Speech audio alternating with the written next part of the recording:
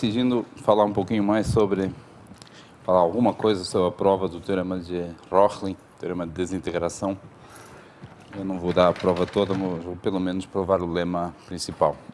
Então, deixa eu relembrar para vocês o enunciado do teorema. Nós começamos com o espaço M, B, Mi, espaço de probabilidades.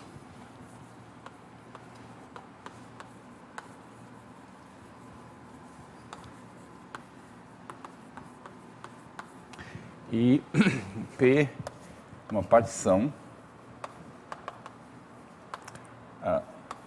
de M, sempre em subconjuntos mensuráveis de M. E nós dizemos que ela é mensurável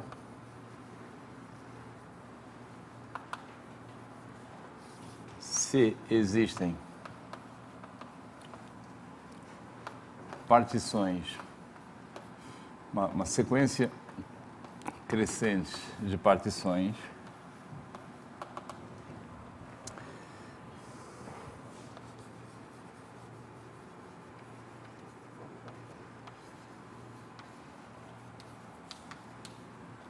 se existe uma sequência crescente de partições finitas ou inumeráveis,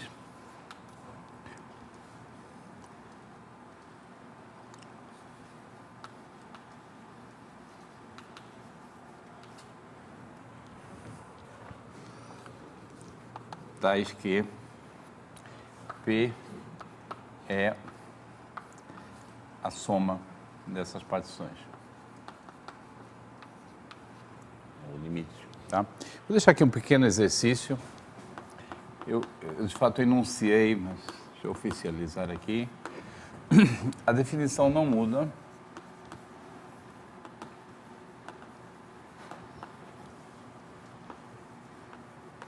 Se exigirmos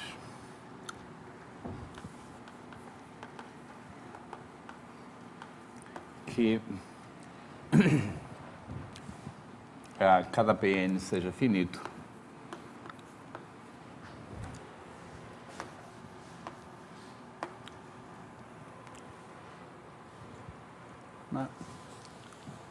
se exigirmos que cardinal de Pn seja igual a n para todo n.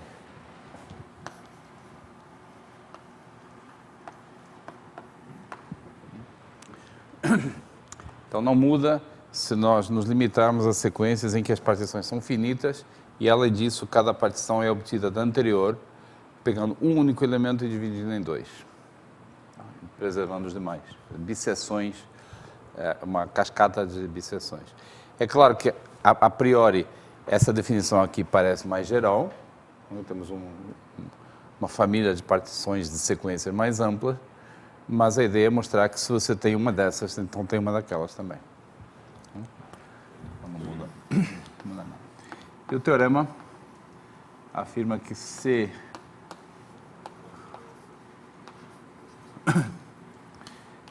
P é partição mensurável,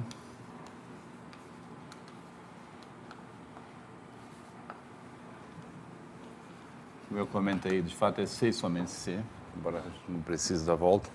Se P é partição mensurável, então existe uma família Mi-P indexada por P, satisfazendo essas três condições. Mi-P de P é 1 para Mi chapéu quase todo P. A aplicação que a cada P associa Mi P de E é mensurável para todo subconjunto mensurável de M. E, finalmente,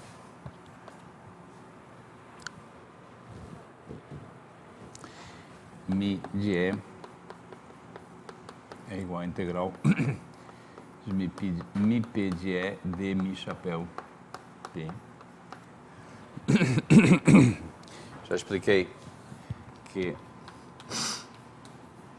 nós temos uma aplicação canônica, uma projeção canônica de M em P, e o Mi chapéu é a pi estrela da Mi, é a Mi transportada para lá. Medida quociente. Além disso,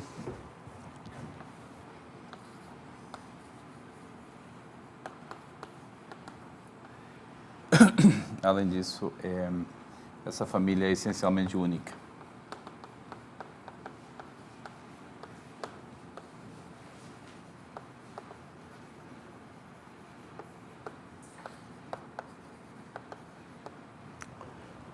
Bom.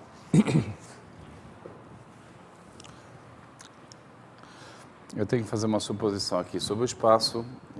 Creio que a única condição que a gente precisa colocar é que ele seja enumeravelmente gerado.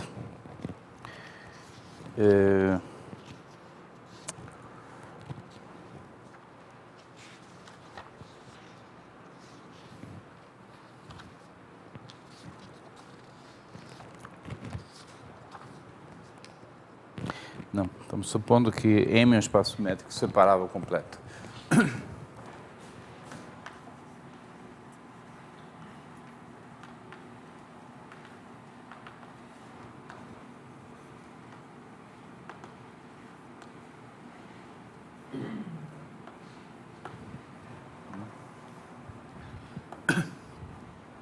Então eu vou provar enunciar e provar o lema, que é o coração da demonstração, e que explica como é que a gente encontra essa família de probabilidades condicionais.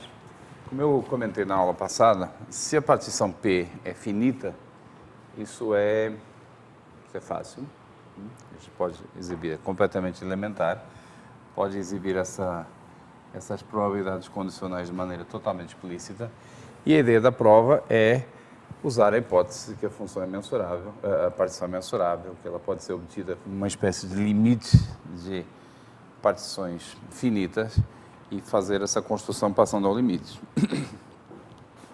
Então, dada uma função psi de M em R mensurável, limitada, eu vou definir a esperança condicional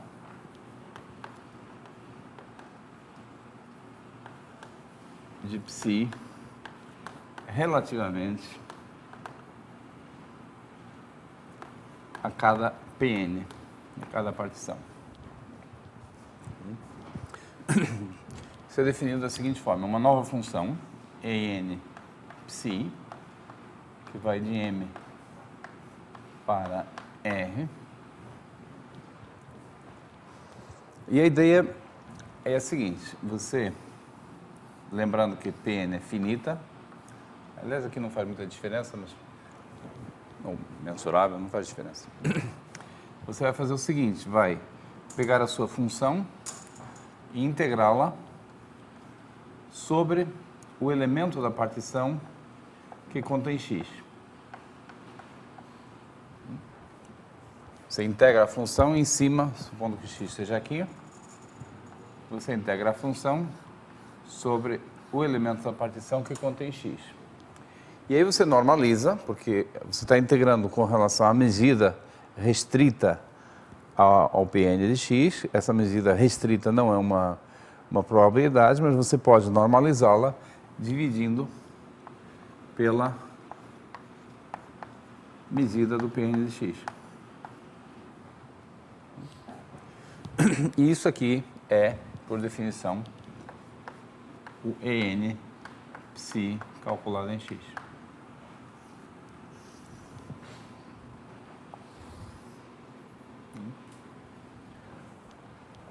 Por exemplo, se psi for a função característica de um certo conjunto A, o que você está calculando aqui você está integrando a função característica do A em cima do Pn de x, portanto vai obter a medida da interseção normalizada pela medida do Pn de x. Pn de x representa o elemento da partição Pn que contém o x. Certo? Isso aqui a gente chamou de probabilidade condicional. De esperança condicional na aula passada. Isso faz sentido sempre que o Pn de x tiver medida positiva.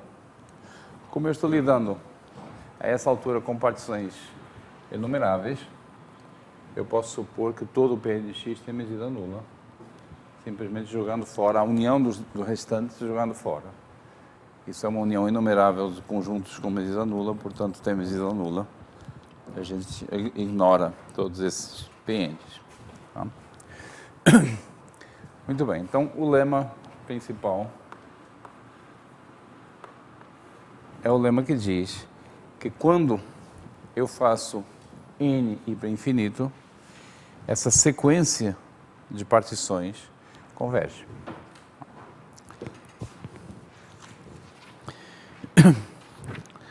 Então, dada qualquer psi, dada qualquer psi mensurável limitada, existe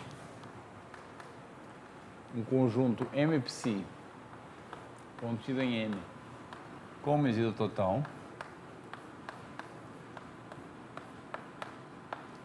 e existe uma função E psi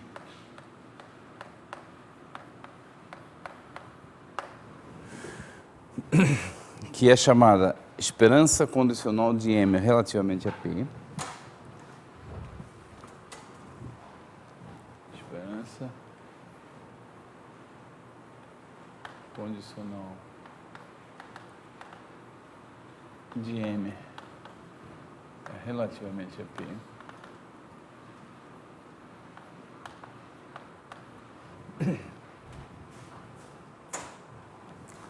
Tal que, tais que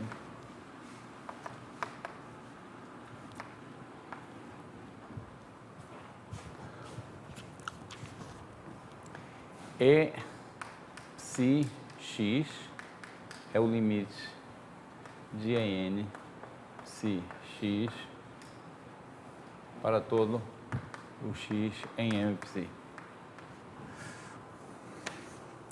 Essa função é mensurável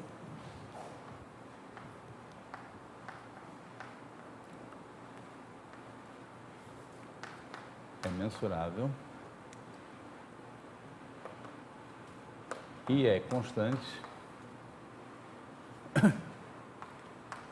em cada elemento da partição P.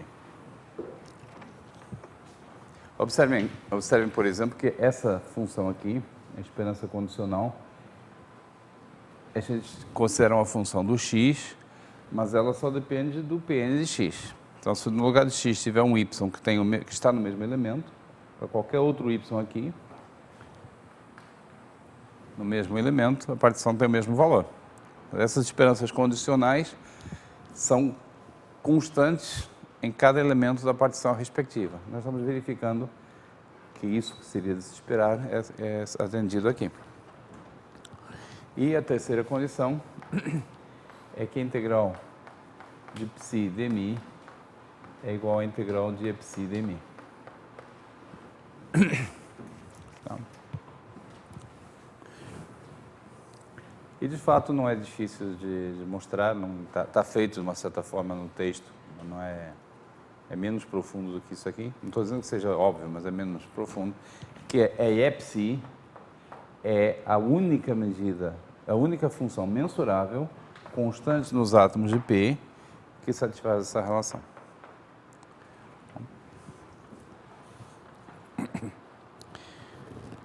Ok. Tá bom? Então, Então, é esse tipo de construção que nos permite o Zn psi de x corresponder a medidas condicionais relativamente às partições finitas, e esse lema que nos permite passar o limite. Então, por que esse lema não resolve tudo? Por várias razões. Primeiro porque, por exemplo, porque esse m psi, o conjunto com medida total onde nós temos convergência, depende do psi. Aí você teria que tomar uma interseção para ter passagem ao limite para todas as funções contínuas ou para todas as funções características, tem que tomar uma interseção, tem que justificar por que essa interseção ainda tem medida total, e é aí que você vai usar as propriedades adicionais do espaço. Tá? Eu não vou fazer isso aí, mas...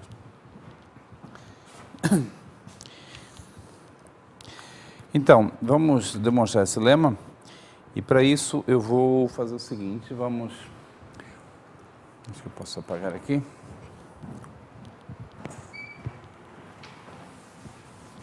Esse é um desses lemas que revela um pouco a alma da teoria ergódica. Por que as coisas, ou da teoria da medida, por que as coisas são mais regulares quando você envolve uma medida invariante. Vamos considerar alfa e beta dois números quaisquer reais e vamos chamar S alfa beta o conjunto do x de M, tais que o lim inf de En psi x é menor que alfa, deixa eu ver se é isso que eu quero, e o lim sup é maior que beta. Isso.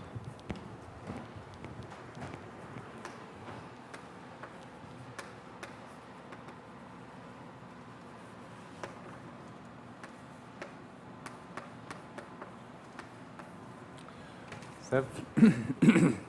Esse é um conjunto que a gente quer mostrar que tem medida nula para todo alfa e todo beta. Tá? Então, a observação que é clara é que En psi x diverge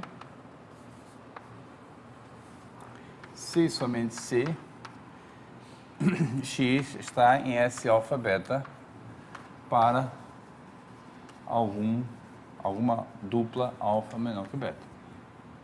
Tá? E você ainda pode supor que alfa e beta são racionais.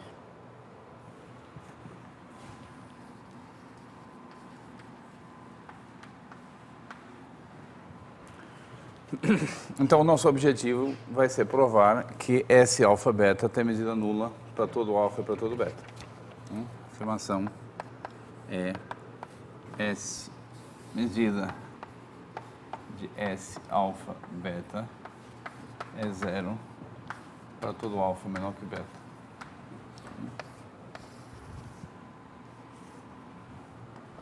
E pelo que eu acabo de dizer, isso implica que a sequência En psi x converge em quase todo ponto. E isso nos dá o M psi.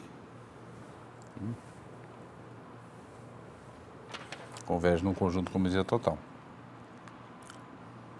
Certo? O M psi, a diferença entre M e M psi, contém, por exemplo, todos os PNs com medida nula que eu já joguei fora e também os pontos, que estão aparecendo agora, onde a sequência oscila. Tá? Esses anteriores a gente já jogou fora, tem medida nula, e agora se trata de mostrar que os pontos, o conjunto dos pontos onde a sequência é oscilante tem medida nula.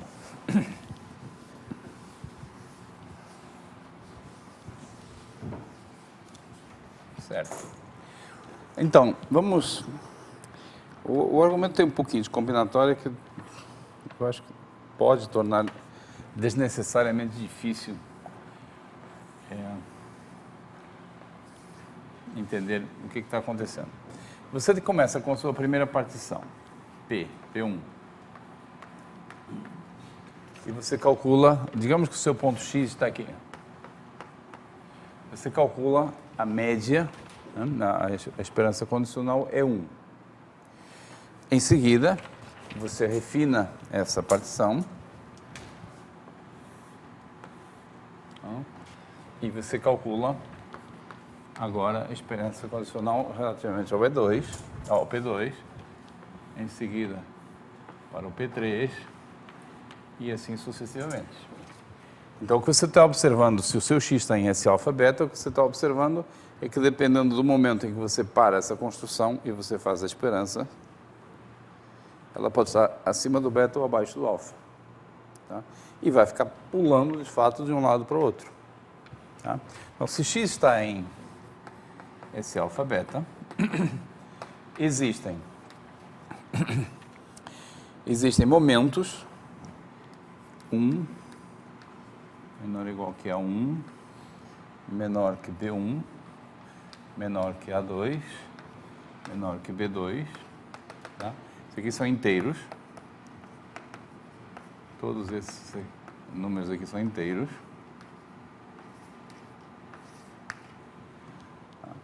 Que são os momentos onde a média está para cima ou para baixo. Né? Tais que a esperança indexada pelos AI de psi-x está abaixo de alfa e a esperança indexada pelos BI psi-x está acima de beta. Certo? Então, momentos de oscilação. Aqui no texto, para evitar ambiguidades, eu lembro que esses inteiros dependem de x. Tá? Eu acho que eu não vou escrever aqui, mas é bom lembrarmos que em cada x existe uma sequência como essa, ou duas sequências. Então, vamos considerar os elementos de cada vez que estamos nesse momento, vamos considerar o elemento da partição respectiva. Então, é um conjunto AI, que é a união dos P AI de X.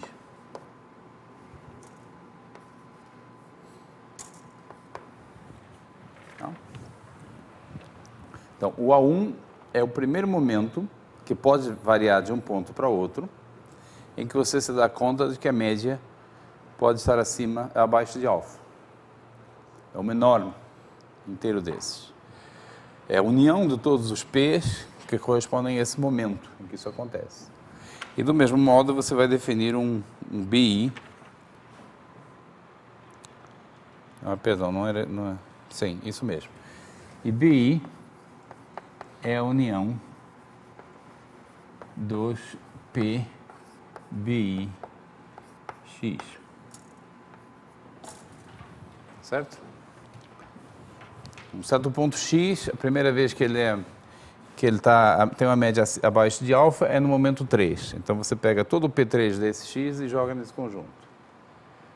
Foi a primeira vez que isso aconteceu. Já para outro ponto, o primeiro momento em que isso acontece é no momento 15. Então você pega o P15 dele e joga nesse conjunto. Certo? Isso aqui a gente vai chamar de AI do X e de BI do X.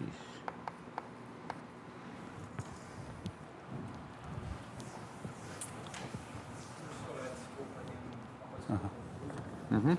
PN de X é a união de todos os elementos da partição que contém o X? Não, é o elemento da partição que contém o X. Um só, porque a partição os elementos são disjuntos 2 a 2. Então tem um único que contém o X, tá? Então, por exemplo, só para... Vou aqui desenhar qual seria a cara do A1. Aqui, por exemplo, digamos que para esse X é nesse momento, no momento 3, que ele tem a média abaixo de alfa. Já nesse outro aqui,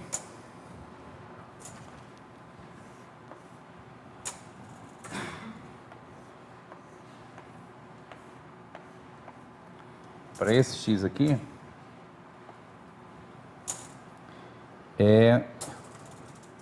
no momento 4. Então, eu verifico, é a primeira vez que a média está abaixo de alfa. Então, eu pego esse sujeito aí. Tá? Então, uma coisa que é imediata da definição, mas é mais fácil de compreender do que explicar, é que dados x1 e x2 em S alfa beta, os respectivos AI ou são iguais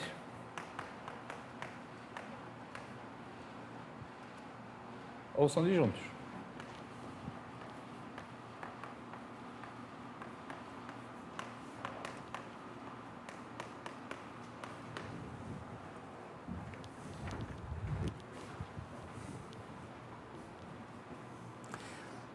Vamos ver que podem ser iguais. Na hora que você descobre que o momento 3 é o primeiro momento que esse x tem uma média abaixo de alfa, e você pega o P3 dele, qual é a média 3 dos demais pontos desse P3? Bom, as médias E3 são constantes em elementos do P3.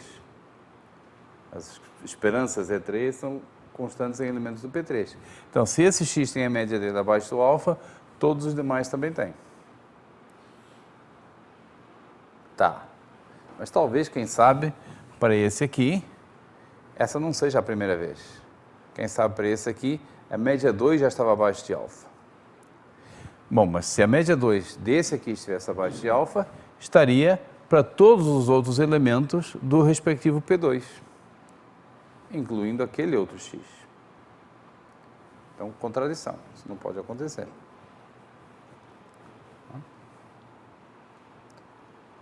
Então, como é que poderia haver uma interseção?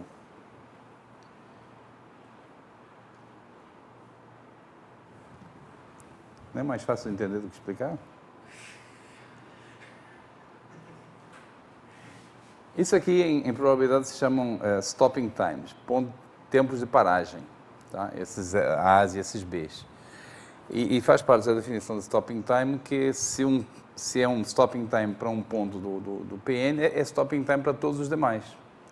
Então, a primeira vez que acontece para todo mundo do PN ao mesmo tempo. Tá?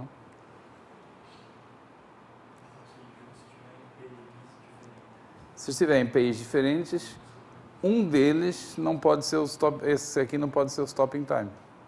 Não?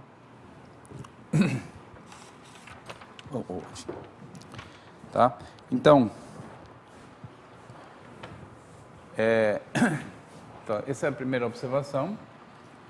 A outra observação é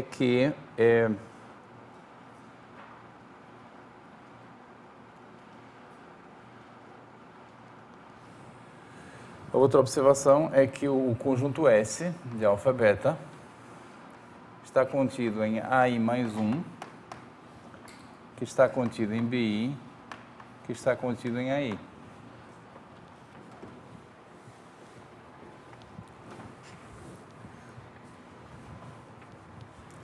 Você olha, primeiro, a primeira vez que a sua soma está abaixo de alfa e pinta todo mundo de verde.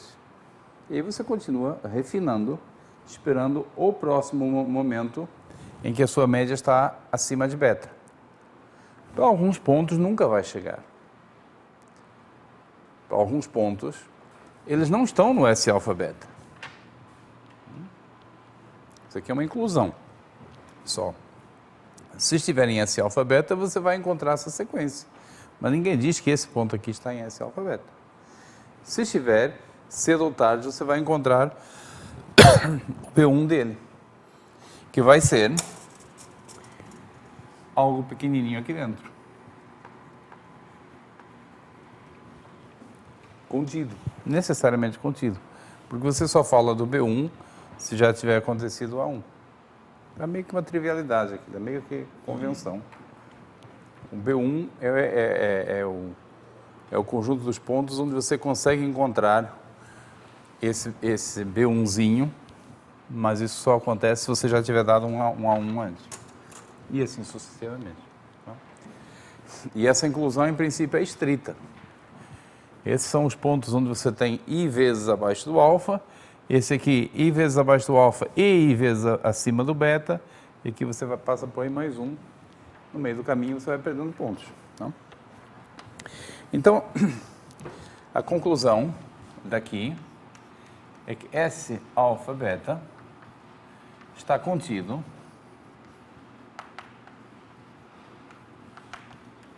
no conjunto S-til alfa beta, que é a interseção de todos os AIs, que também é igual à interseção de todos os BIs.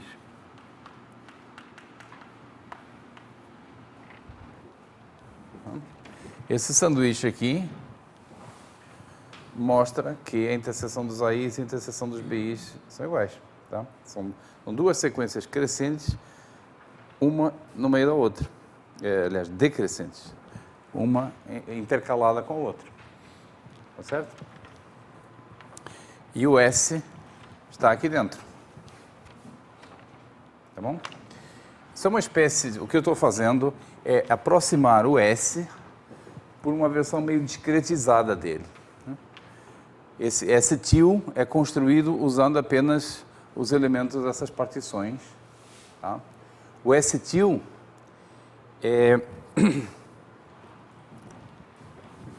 Bom, é construído usando apenas os elementos das partições. A minha afirmação agora é que Mi de S-til alfa beta é igual a 0.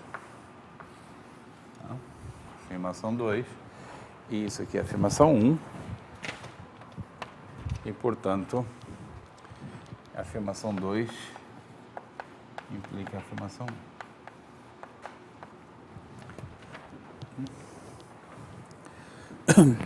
Bom.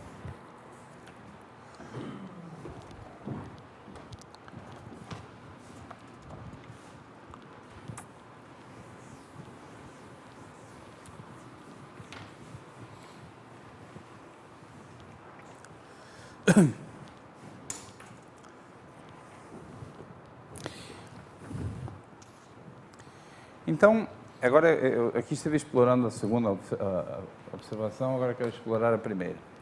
Eu vou calcular a integral de psi no AI.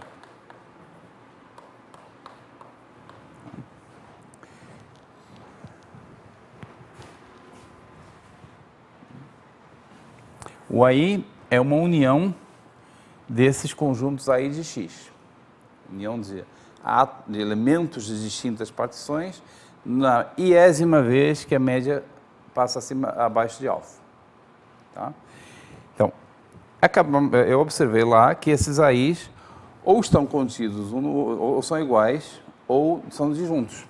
Então, eu posso escrever a integral nessa união como uma soma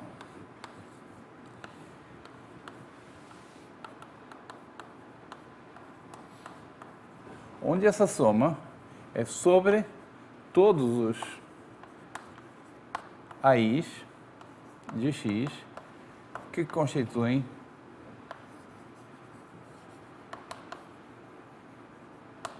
AI. Certo? Observe que não é a mesma coisa que somar sobre todos os X. Se eu for somar sobre todos os X, eu vou repetir. Esse X e aquele X tem o mesmo AI de X.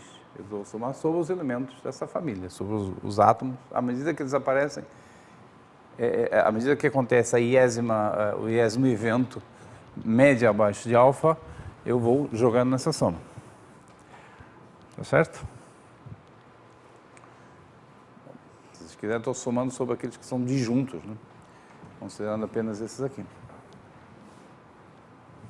Tá? E essa soma, evidentemente, é inumerável, ou finita. Acontece que a média, a condição aqui é que a esperança está abaixo de alfa. E a esperança para x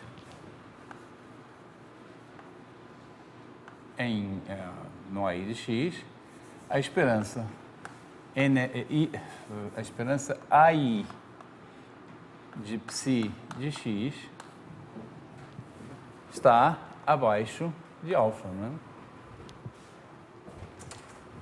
Nesse momento, e isso aqui não é mais do que, por definição, 1 sobre μ do AI de x integral de psi no AI de x de μ. O AI repita, um elemento da partição P alguma coisa no momento AI de x. Então, onde está ali a integral da psi, eu posso substituir por μ de AI de x vezes a esperança AI de x.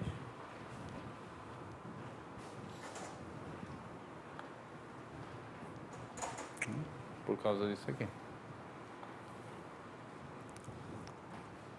Por definição do que a esperança é. E, por hipótese, essa esperança é menor que alfa. Então, isso aqui tudo é menor que a soma de alfa μ AI de x.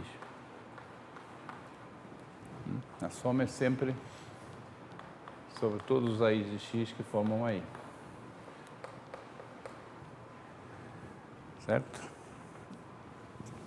E agora você simplifica essa soma, porque esses AIs, por construção, são disjuntos. Portanto, isso aqui é igual a alfa μ de AI. Então, provei que a integral em cima de AI de psi de μ é menor que alfa, integral alfa vezes a medida do AI.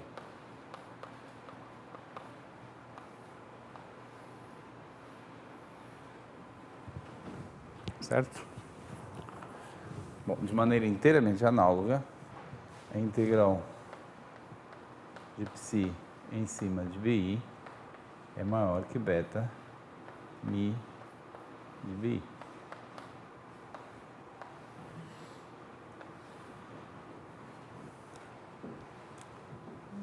Certo?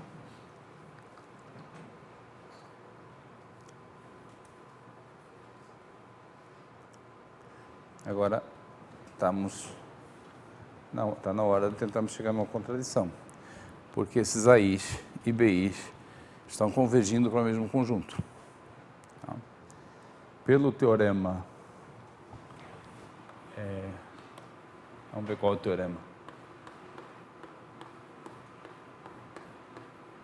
Quando eu passo ao limite, quando I vai para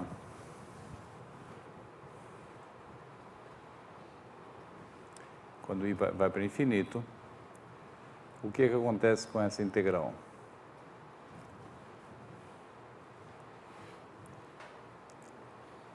Não vai acontecer que um dos PJ ou EJ fosse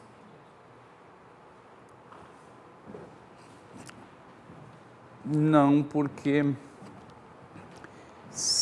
você considera x que estejam nesse conjunto. Então, ele vai ter infinitas oscilações. Tá? Agora, então você pega, digamos, a primeira vez que ele vai para baixo do alfa. E pega a caixinha toda, o P3 todo dele. O que você está dizendo pode acontecer para outros elementos aqui. Mas esse você vai perdendo. Tá? É um pouco, em certo sentido, lembra um pouco a construção do conjunto de Cantor. Você começa com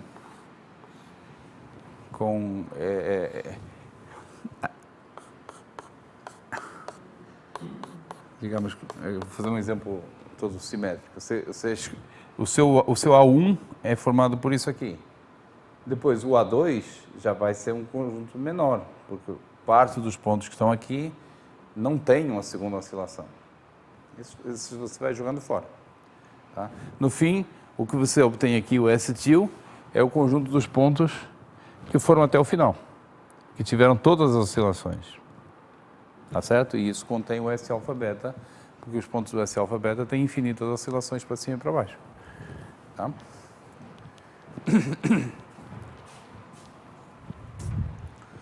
Estamos muito perto do fim agora.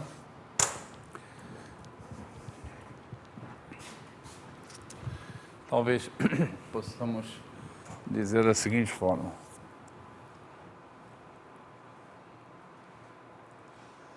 É uma questão de gosto, como é que a gente termina. Vamos, por exemplo, terminar assim. Suponhamos que psi é não negativa. Depois eu trato o caso geral. Tá? Função não negativa.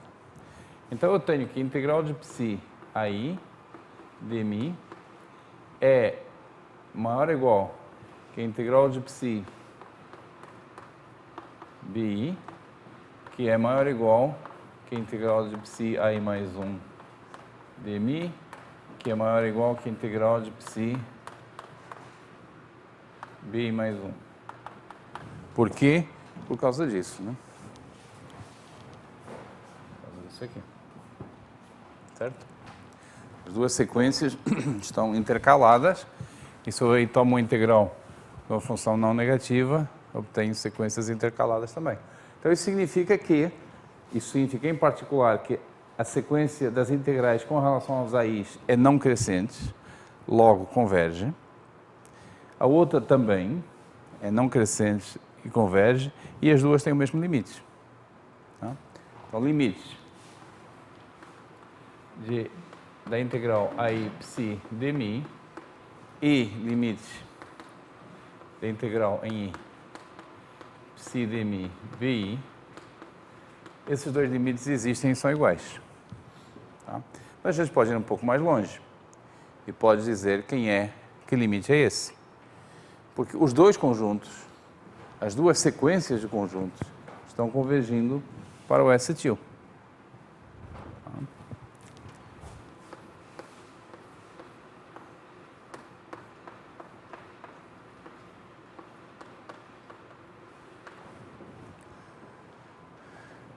Tá certo?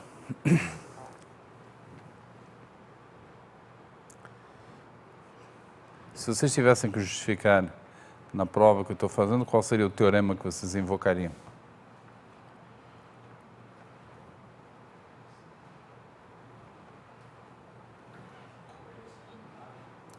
É da convergência monótona. Ou dominada, poderia ser. Tá? O que está em causa poderia ser assim. O que está em causa aqui é o fato de que psi, função característica de AI, converge para psi, função característica do S-til, e a outra também. Essa convergência é monótona e também é dominada, portanto você pode usar qualquer dos dois para concluir isso aqui. Tá?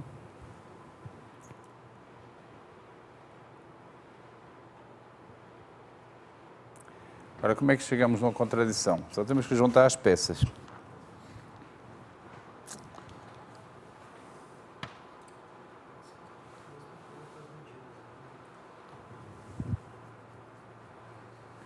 Então, deixa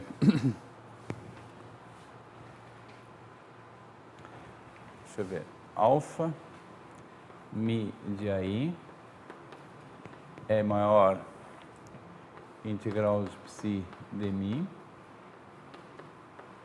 que é maior ou igual que integral de psi de mi bi, que é maior que beta mi de bi.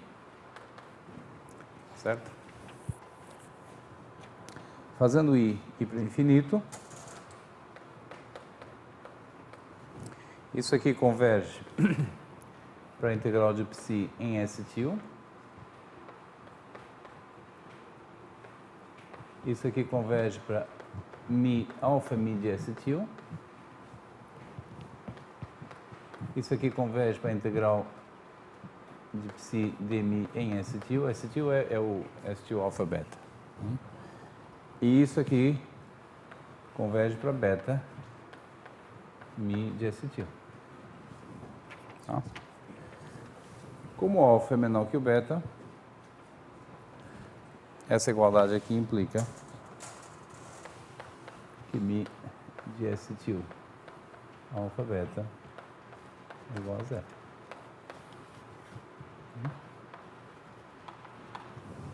Tá certo?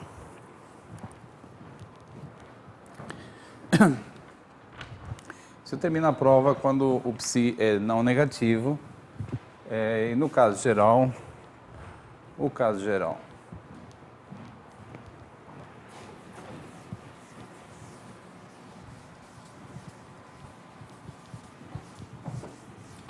bom, primeiro o caso geral real. Bom, isso vocês já sabem como é que a gente faz. A gente escreve a função como diferença de duas funções não negativas, a saber, psi mais é o máximo entre 0 e psi menos é o máximo entre 0 e menos psi. E aí a gente observa que a esperança condicional é linear.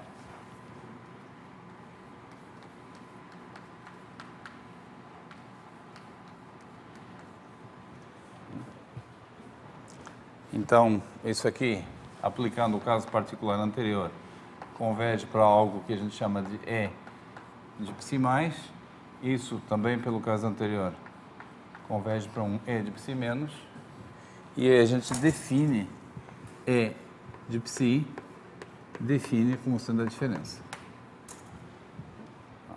Você sabe que converge para funções não negativas, você sabe que converge para funções reais, porque a esperança é um operador linear. E o caso complexo é análogo. Você faz a parte real e a parte imaginária. Psi complexo. Você escreve psi como sua parte real, mais i parte imaginária de psi. Certo?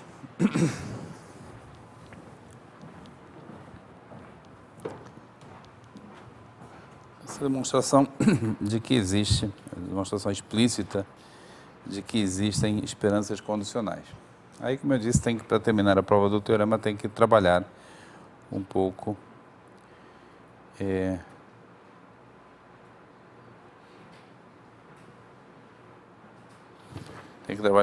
para formalizar.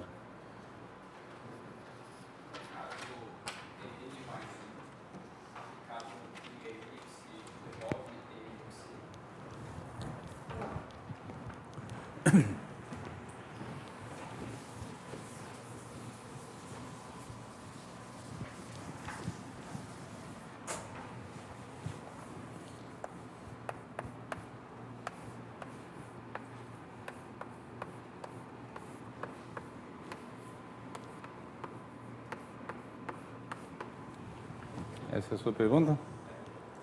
Gostei dessa pergunta. Gostei tanto que eu vou fazer outra.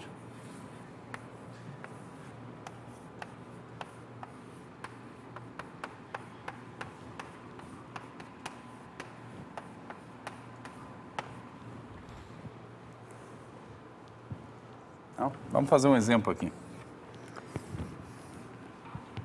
Vamos fazer com n igual a 1. Você tem uma partição. Tá? Isso aqui é P1. Em branco está P1.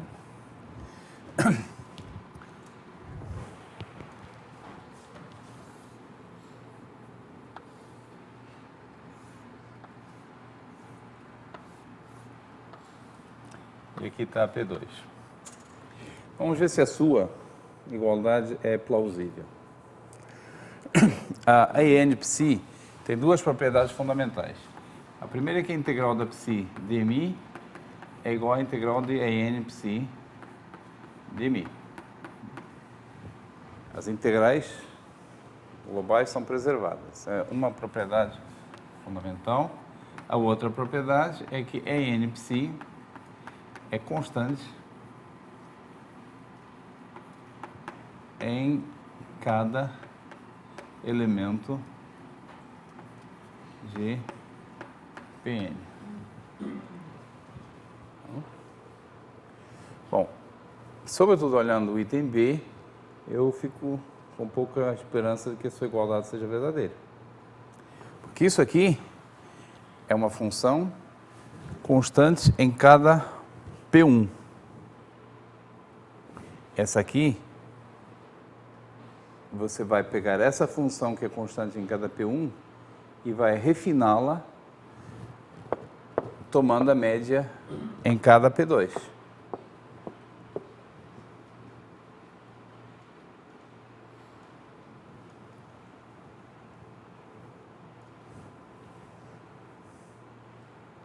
Mas se ela é constante em cada P1, ao tomar a média em cada elemento da P2, a média vai ser essa constante.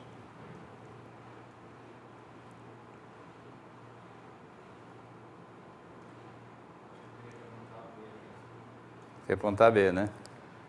A que eu achei que era falsa é trivialmente verdadeira. Ficou claro por quê? Na hora que você calcula E1, você está medianizando a função psi em cada elemento da P1, portanto, ela é uma constante aqui, uma constante aqui, uma constante aqui. E quando você pega uma constante e depois vai calcular a média dela em cada um desses subconjuntos, vai dar a mesma constante. Então, sim, mas é trivial. De acordo? Agora, a 2.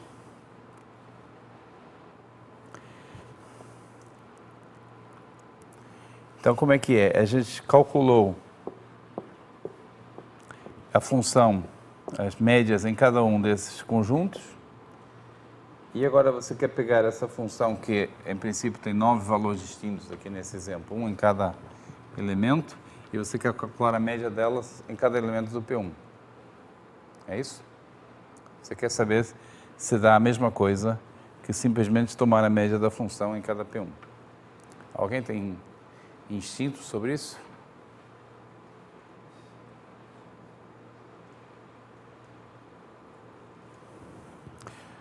Nada como fazer um exemplinho.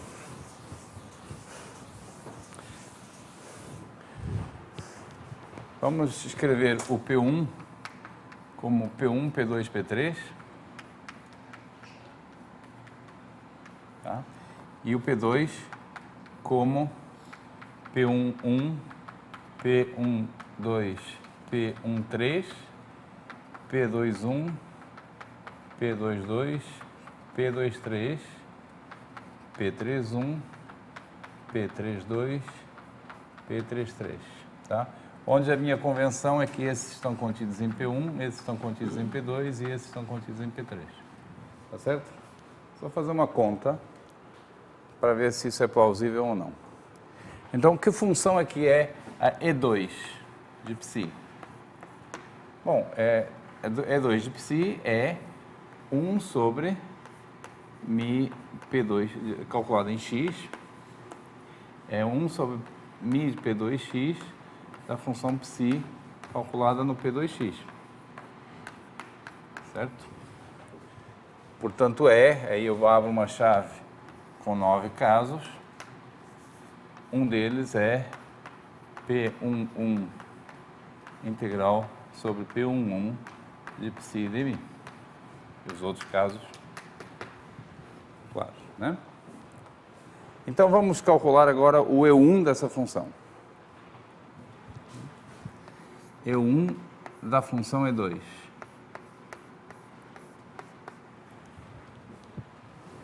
Bom, vai depender. Digamos, por exemplo, para x em P1. Tá? Eu sei que o que eu vou obter aí vai ser uma função constante em cada um dos elementos, né? Então, o que eu tenho que fazer? Tenho que pegar a medida do P1 e tomar a integral da função E2 de psi sobre o P1.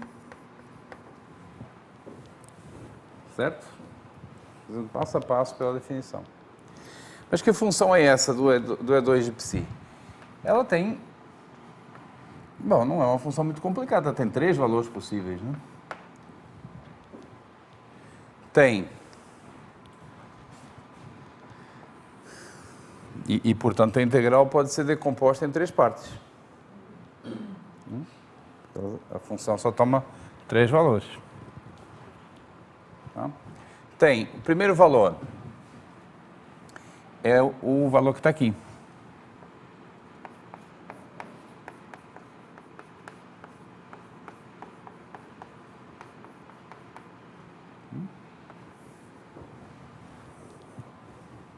E esse valor, a função toma em cima do conjunto P11.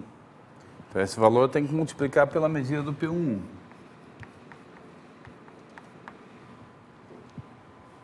Mais o outro valor, que é 1 sobre μ P12, que ela toma em cima do P12. Portanto, esse valor da função eu multiplico por μ de P12.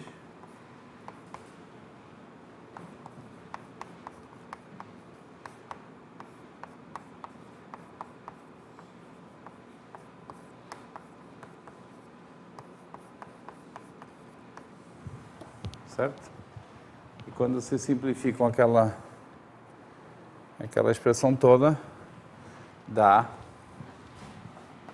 1 sobre μ de P1, integral de psi de μ sobre P1, que é o E1 de psi.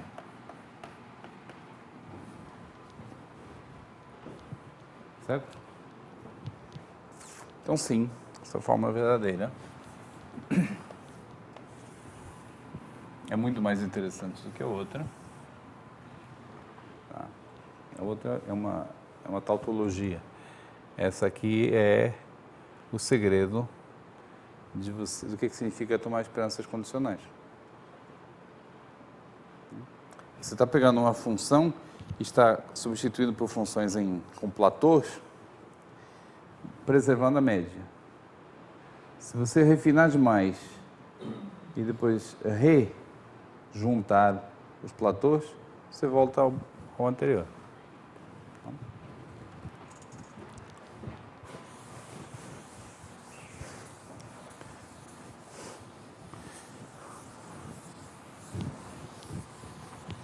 Então, sim, vale a propriedade em N, composta com N mais 1, igual a N para todo N. Eu recomendo fazer uma demonstração formal, mas isso que eu fiz aqui, essa conta, aponta já para uma demonstração formal. Tá? Uma outra maneira formal de demonstrar seria usando a unicidade do EN. A única função que satisfaz isso aqui, bom, você verifica que os dois lados satisfazem essas propriedades, portanto são iguais. Certo?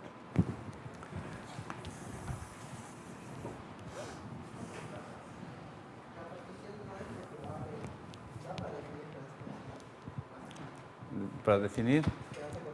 Não. O teorema de Rochlin é C e somente C. Tá? É a condição mais geral. E se você olhar num livro de probabilidade, a linguagem é diferente, mas os objetos são exatamente os mesmos. E o teorema de Rochlin, às vezes, é chamado teorema de convergência de Martin-Geiss. É essencialmente o mesmo enunciado. O contexto não é exatamente o mesmo, mas é o mesmo tipo de enunciado. Tá?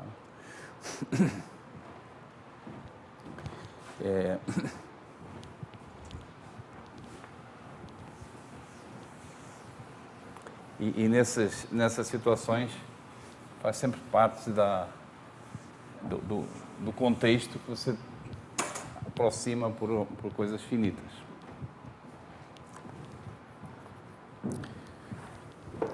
Bom, nós não temos muito tempo aqui, não sei se vale muito a pena mudar para outro assunto.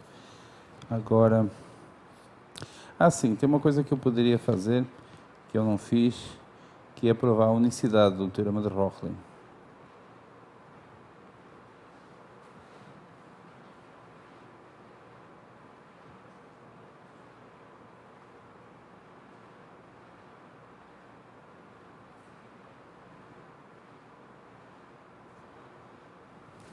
Isso. Provar a unicidade.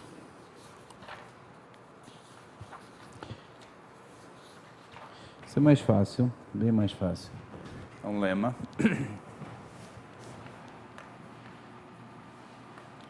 Se M, B, Mi é enumeravelmente gerado, que é o caso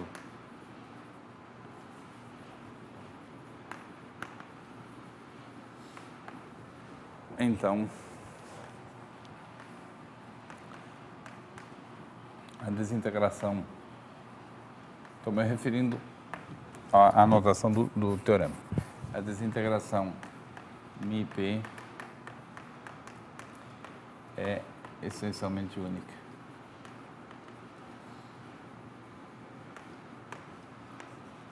Eu expliquei na aula passada o que significa essencialmente única. Dadas as duas desintegrações, elas coincidem em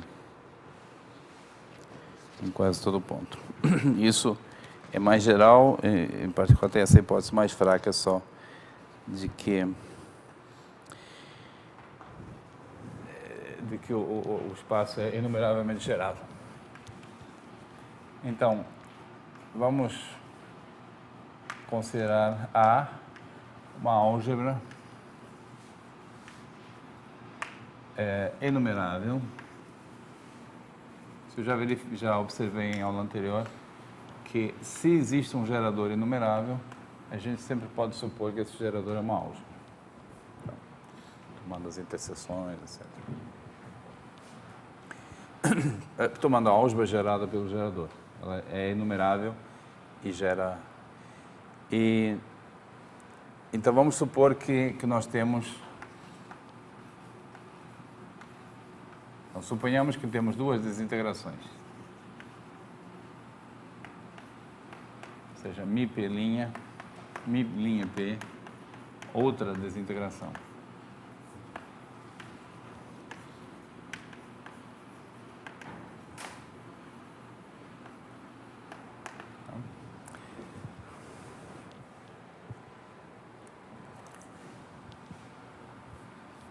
Então, suponha que... Como eu digo isso?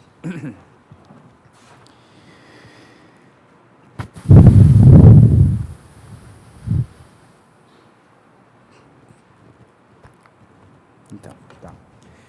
Para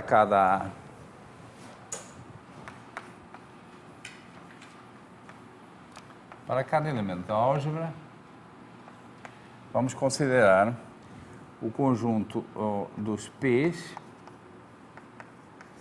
tais que μP de A é menor que μP de A. E o conjunto dos P's, tais que μP de A é maior que μP' de A. Então, isso aqui merece ter nome. Um vamos chamar de QA e o outro de RA.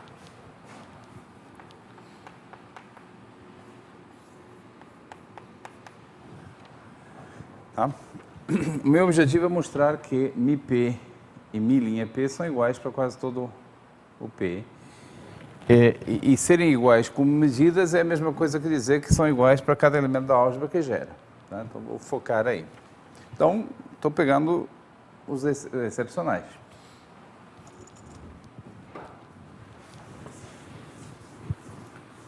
Essa é a proposição 5.1.7.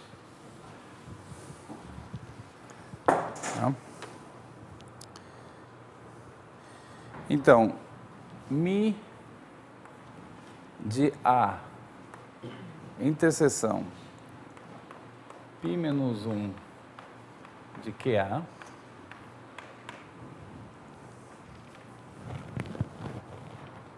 lembrando, π é a projeção canônica que vai de M para P. Então, esse π menos 1 de QA não é mais do que a união dos P's, tais que μP de A é menor que μP' de A.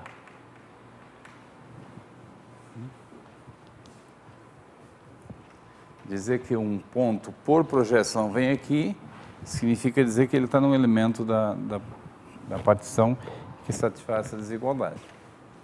Então, isso aqui é igual à integral, por causa da propriedade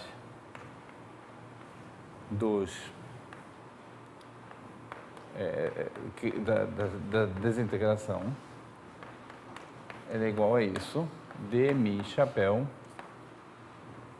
P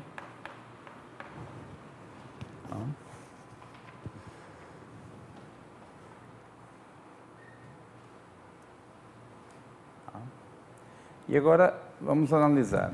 Você está com o M aqui, esse aqui é o M. Você tem a sua projeção na partição, que associa a cada ponto X o elemento da partição que contém o X. E você está tomando apenas aqueles P's onde o μP de A é menor que o μP' de A. Quando você integra, o que vai dar essa integral? Bom, depende. O P é um desses aqui ou não? Se é não, ele dá medida nula a esse conjunto aqui, porque o μP está todo concentrado dentro do P. Então, isso aqui é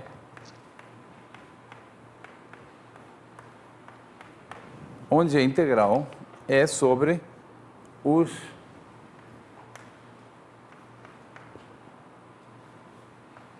é apenas sobre os P's que estão nesse conjunto. Porque nos demais, eu descobri um errinho aqui.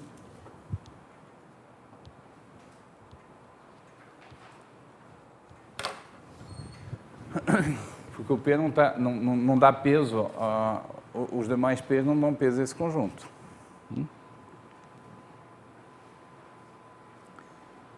Então, o que eu provei desse jeito foi que mi desse conjunto, a notação é um pouquinho, é igual à integral de QA, em cima de QA, de μP de A.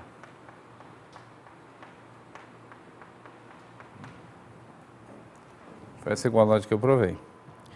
Mas, para provar isso, eu usei o fato de que as μP's formam uma desintegração. Usando que as μP também formam uma desintegração, eu obtenho também essa igualdade aqui.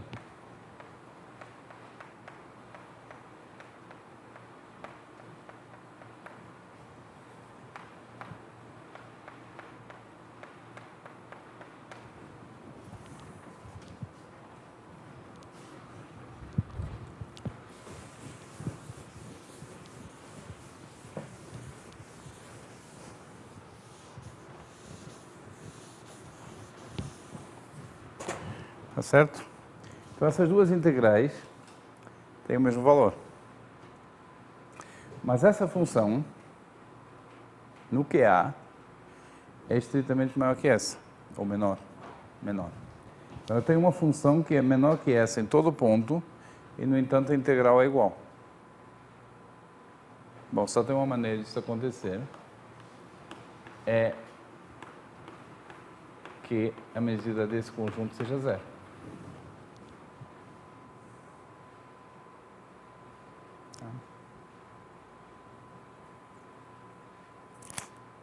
Certo? Essa função é maior que essa é menor que essa em todo ponto. As integrais são iguais do mesmo jeito. Então, isso implica que mi de chapéu de QA é zero. E, analogamente,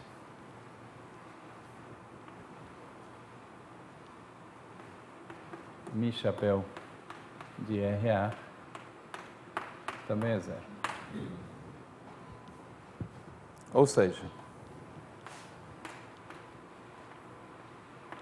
Mi P de A é igual a Mi linha P de A para Mi chapéu quase todo P de P,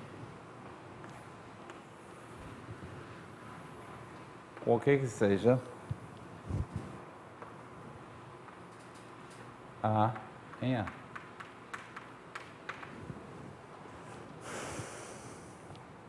Certo?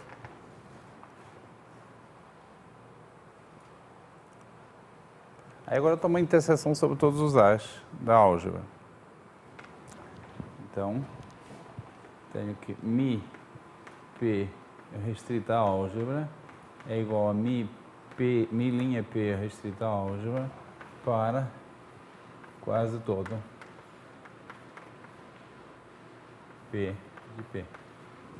Observem que ao fazer isso, eu estou tomando a interseção sobre todos os... Quando eu digo que as duas funções restritas à álgebra são iguais, eu estou dizendo que isso aqui vale para todo elemento da álgebra. Para cada um deles tem um conjunto de medida total. Eu estou tomando a interseção. Uma álgebra é enumerável, a interseção desses QTPs ainda é QTP. Tá certo? Então essas duas medidas coincidem na álgebra A e logo coincidem na álgebra, na sigma álgebra.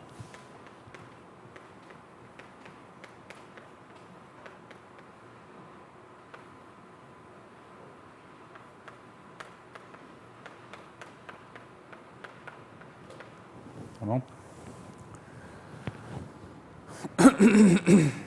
A anotação não ajuda muito, mas a prova é trivial. Tá? Não fiz nada. A única observação é essa conta aqui, que é um pouco opaca. Ok, então...